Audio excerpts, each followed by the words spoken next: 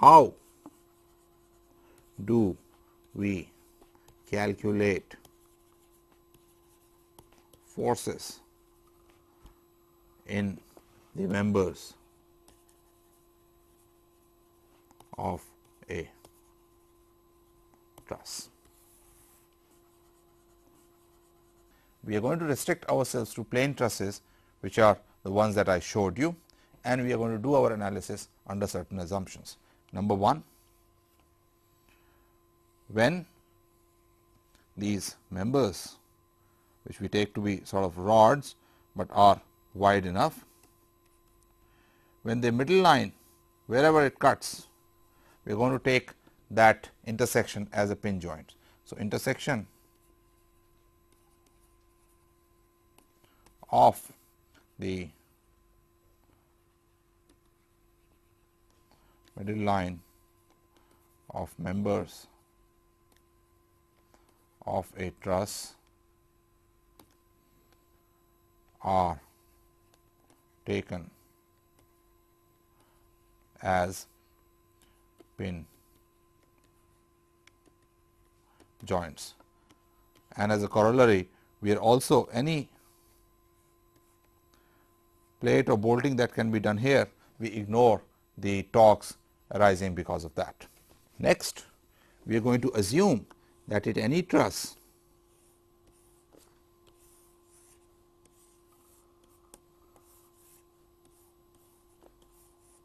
all the load is going to be only on the pin joints. That is the next assumption.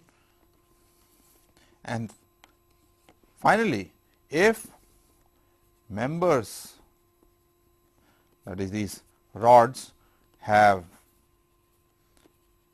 weight, the weight is equally distributed on the pin joints. That is, if for example, a member may have a weight W, then I am going to say that this pin joint bears W by 2 and this pin joint also bears W by 2 of this weight. So, the weight is equally distributed on the pin joints. Under these assumptions, we analyze the trusses. There are two methods of analyzing the trusses and getting the forces on various members. One is known as the method of joints,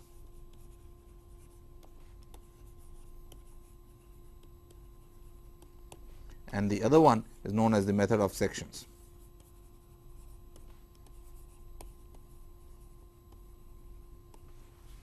You have already seen, already gotten a glimpse of method of joints when I analyzed a very simple truss earlier. What is done in method of joints is that each point, each joint of the truss is brought in equilibrium under the applied forces. So, if I have a truss like this,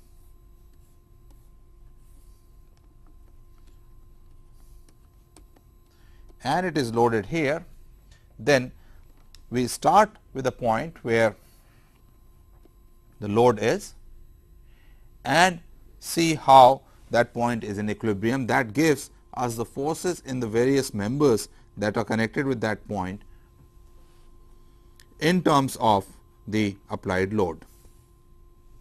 In case you have more forces than you can solve for in this case, then you first solve for the reactions at the fixed points, and then because there are only two members at those fixed points, you can solve for the forces in those members and then go on to the next joint and so on. I am going to demonstrate the method of joints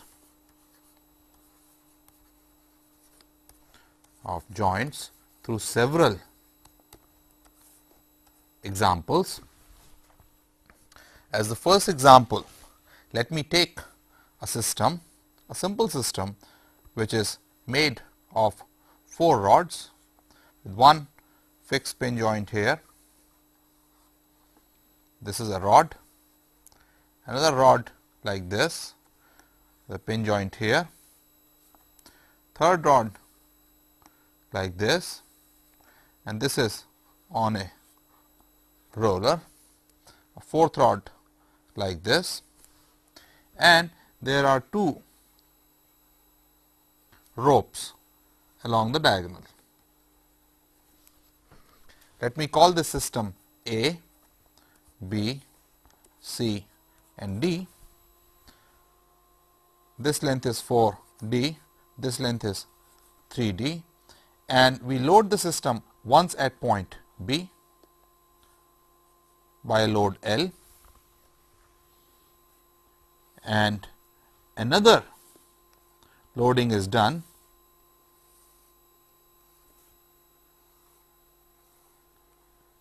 at point C, the same L. These are two ropes,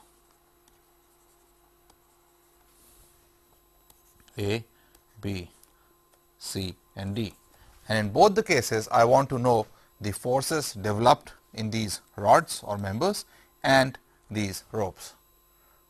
I should also mention here that this problem is taken from the book of Merriam.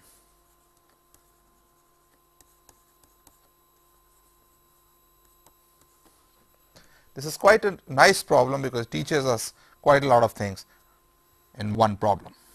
So, let us first take this particular case where we have, I will just make it a very simple manner, these points. This is on a roller, this is on a fixed pin, this is a rope, this is a rope, this is the load. This is 4D, this is 3D. Now, on the point, this is A, B, C, D. On point D, there will be only a reaction in the horizontal direction. Let me call it ND on the entire system. So, ND in horizontal direction. On point A, there is going to be a reaction in the vertical direction. Let us call it NY, NAY, and horizontal direction NAX. This is if I consider the entire system as a whole. So, on the entire system, if I make a free body diagram, there is a load L, there is a reaction here ND, there is a reaction here in the vertical direction NAY, and there is a reaction here in the horizontal direction NAX. Since there are only three external forces ND, NAX and NAY, these can be determined very easily. It is a two-dimensional problem. So, let me make it again. There is a load L, ND, NAX, NAY, summation Fx equals 0 gives NAX plus ND equals 0, and summation Fy equals 0 gives NAY equals minus L. Sorry, I should write NAY minus L equals 0 or NAY equals L, that is, it is vertically upward direction. Summation torque about D, this is point D, A, B, C, is equal to 0 gives 4D times L clockwise plus 3D times NAX also clockwise should be 0, and this implies that NAX equals minus 4/3 L, and minus sign tells you that its direction, let me make the good direction with red, should be this way. So, this is NAX. And from this equation that NAX plus ND equals 0, ND also comes out to be in the right direction, 4/3 L. So, now we know the forces, external forces in the system. What we have is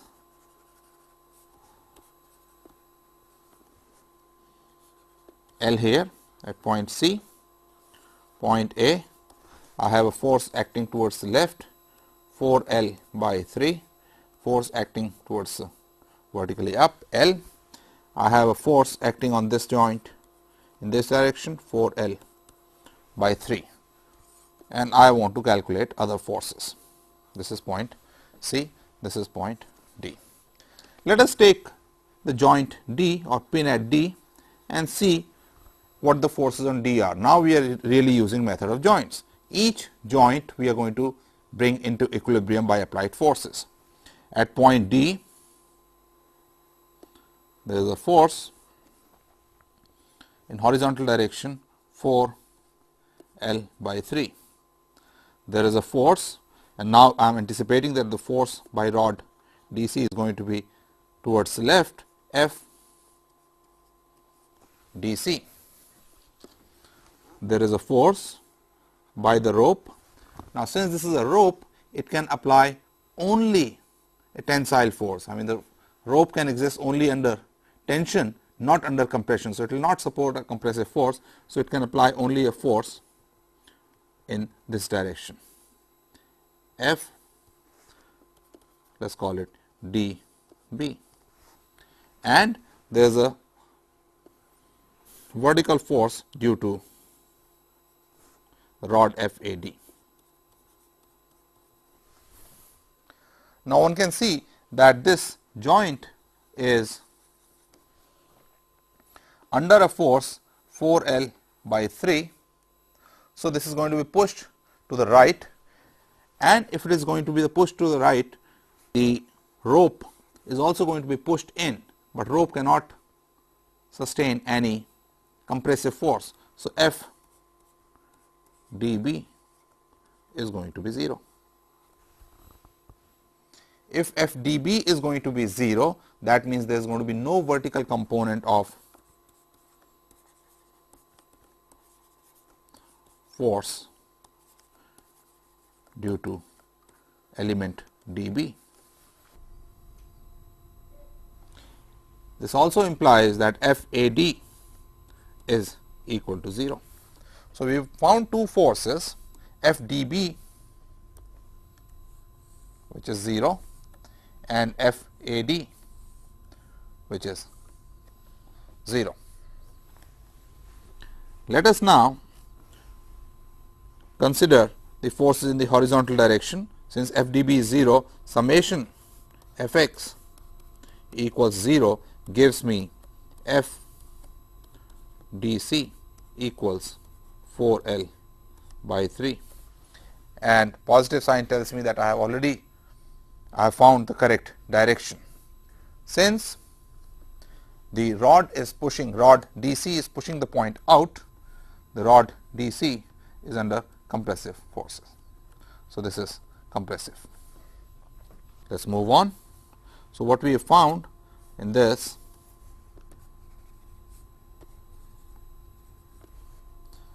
that at point D there is a force 4L by 3 and A, B, C, D, F A D is 0, F dB is 0, F DC is compressive 4L by 3. Let us now look at point C. Point C is under a force F DC, which is 4L by 3. There is a force, and I am already anticipating the right direction, F AC, pulling it in. That means AC rope is under tension, and remember again AC is a rope, so that it can support only tension, no compressive force, and there is going to be a force F BC. This angle is, let us say, theta, this is theta, so that let me write in different color. Cosine of theta is 4/5 and sine of theta is 3/5. So, summation Fx equal to 0 on point C gives me F A C cosine of theta equals 4L by 3. So, F A C is equal to 4L by 3 divided by cosine theta. So, that is 5/4, and this gives me 5/3L. That is the tension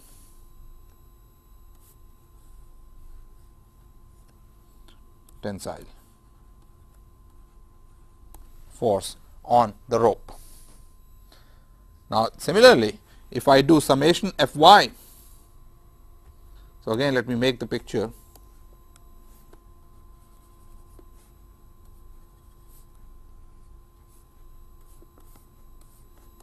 A, B, C, D, we have found F A C to be 5/3 the load. This is the load.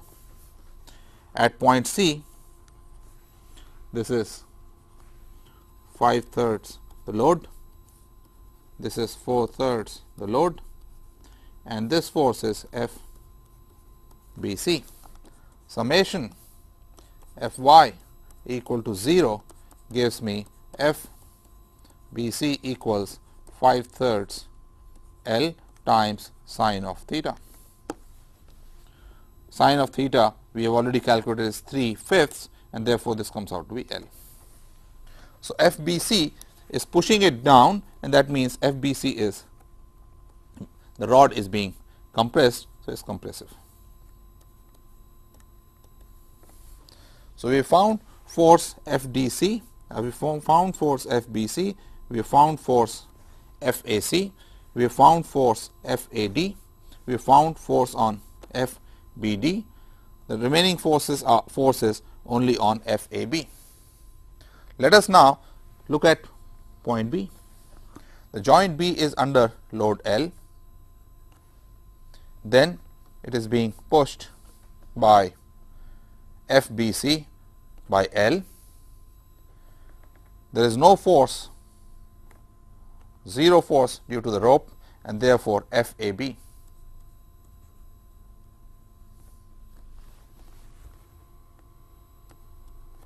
comes out to be 0. Cut. This follows from the condition summation Fx equals 0 on B. So, now we have found all forces, and let us see again by checking at point A whether all the forces are consistent. So, what we have found on this frame,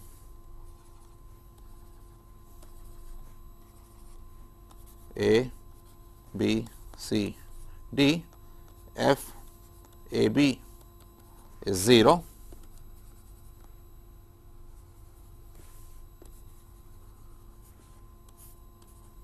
F A C is 5/3 L, F D C is 4/3 L, F B C is equal to L, F A D is equal to 0, and F D B is equal to 0. With these forces, let us see if point A is under equilibrium. Remember, we found that on A there is a force in this direction which is 4/3 L, there is a force upwards which is L, and now I know because of the tension in the rope there is a force F A C which is 5/3 L. This angle is theta. Recall again that cosine of theta is 4/5 and sine of theta is 3/5. If everything has been solved correctly, point A again should be in equilibrium. So, F AC cosine of theta comes out to be 4/5 times 5/3 L, which is 4/3 L, and this force is going to balance this force out. So, horizontal forces are 0 and F AC sin theta comes out to be 3/5 times 5/3 L, which is L, and this force is going to balance out this particular force, and therefore, point A is in equilibrium and we have solved the problem correctly. For the second part, where the system is loaded differently, that is, the load is at point C. I will leave this for you to work out. In the next lecture, we will be taking slightly more complicated and bigger examples and see how method of joints helps us in solving the problems for trusses.